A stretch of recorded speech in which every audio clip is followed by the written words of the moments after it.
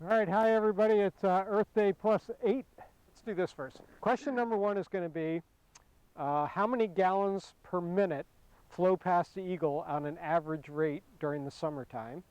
That's question number 1. Question number 2 is, how much silt is suspended in that water as it goes past the Eagle?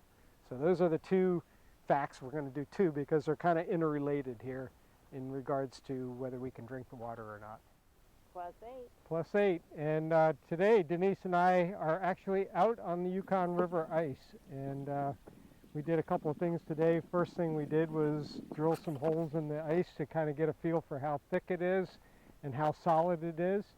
And it's basically the full thickness of the ice auger, which is about 45 inches thick. It's probably about close to 40, 45.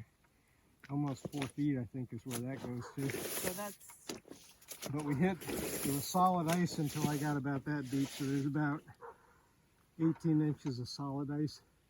That's different. And then you can see like just all that water's percolating through the ice, right? That's what rottens it out. About that thick of ice.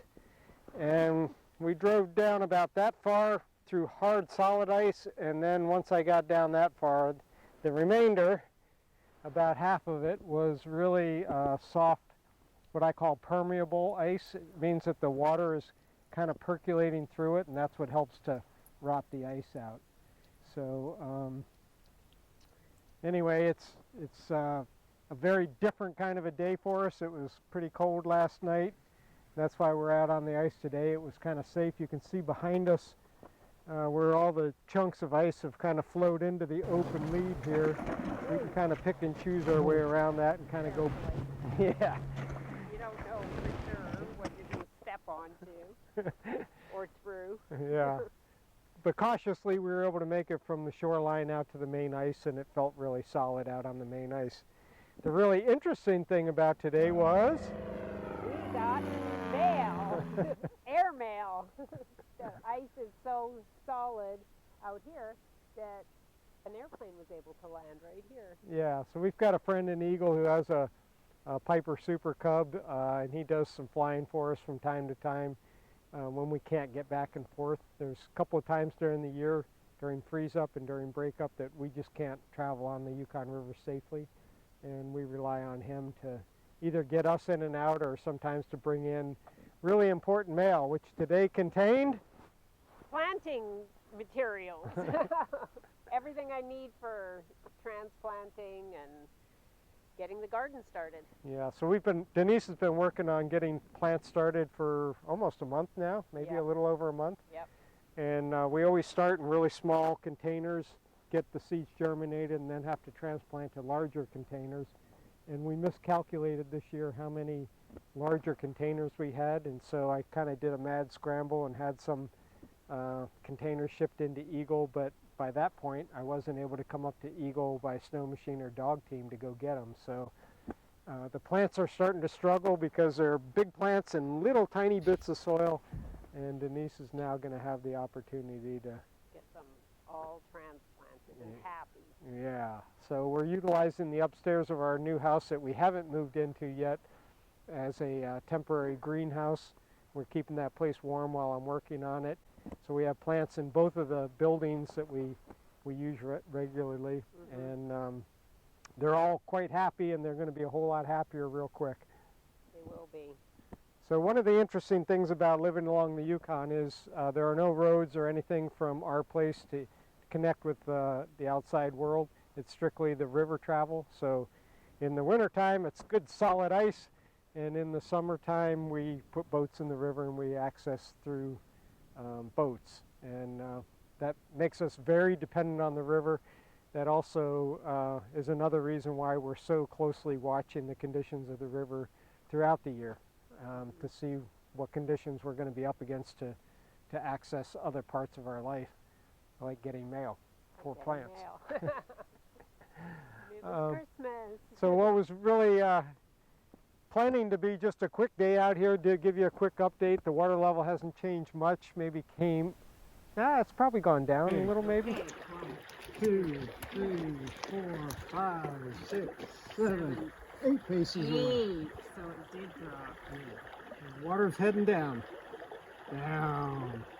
Good. I think we're still on kind of hold up mode for right now. Yep, the ice is getting probably more solid on top. That slush that was on top a few days ago has frozen enough even that Gary could land on it today. Right. Our first connection in a long time. Yeah, we haven't had any visitors here for over a month and a half maybe. At least. Yeah. So it's always nice. Even with the COVID virus, you know, hey Gary, thanks for the packages, and kind of set them down there and we'll grab them. Spray them. But anyway, that's our report for today, and what I wanted to talk about a little bit today was for our trivia question. Actually, let me think about that for a second. Yeah, right. We've been watching the river all day very closely. Now, what was the trivia? I was going to talk about the silt in the river. So one of the really interesting things about the Yukon River is in the wintertime, it's completely clear water. We drill holes in the ice, we dip water out, and that's our drinking water, and that's the water for the dogs and everything we do. It's beautifully clean, unpolluted water. But as the thaw begins, and as the runoff begins, it begins to bring kind of this tea-colored water into the Yukon River. It's from the natural tannins that are in the vegetation as the water drains through the vegetation into the Yukon. And then eventually what happens on the Yukon is we get this really thick, kind of a light chocolate milk looking color to the river because it's full of silt, glacial silt from the glaciers that are way up in Canada, 700-800 miles away from here.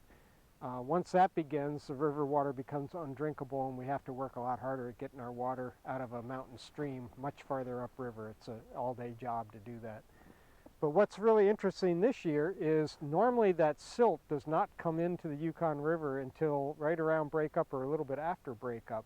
Normally we see the Yukon River kind of a tea-colored color, which is still drinkable. It's just a little bit off in its color.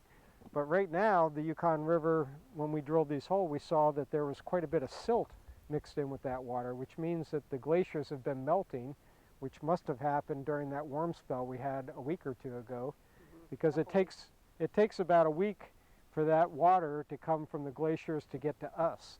So we're seeing that, and what's going to be really interesting to see if it tapers off again at all during this cold weather that we've had for a while. So kind of a different thing this year. Again, we watch the river really closely, even the color of the river we watch, because that's telling us whether we can get drinking water or not.